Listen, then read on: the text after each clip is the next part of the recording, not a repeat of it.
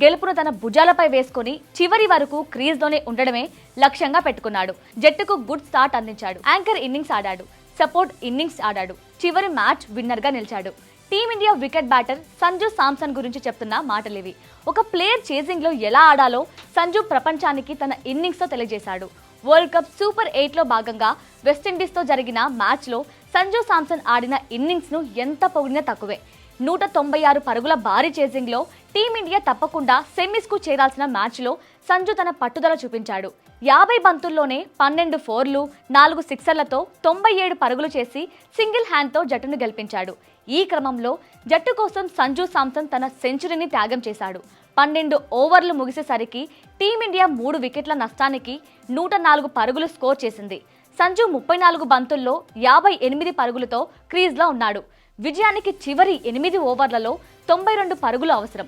ఈ దశలో శాంసన్ జట్టు విజయం సాధించాలంటే ఏం చేయాలో గుర్తించాడు.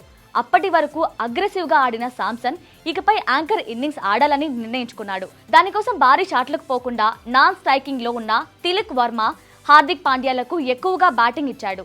చెత్త బంతులను మాత్రమే బౌండరీలు తరలించాడు.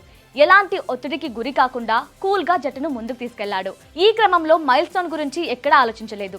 ఆ తర్వాత ఇండియా చేసిన 85 పరుగుల్లో సంజు బ్యాట్ నుంచి కేవలం 29 పరుగులే వచ్చాయి. వికెట్ నిలుపుకోవడం ఎంత ముఖ్యమో క్రీజ్ లో సెట్ అయిన బ్యాటర్ ఉండి జట్టుకు ఎలాంటి అడ్వాంటేజ్ ఉంటుందో తన ఇన్నింగ్స్ తో నిరూపించాడు.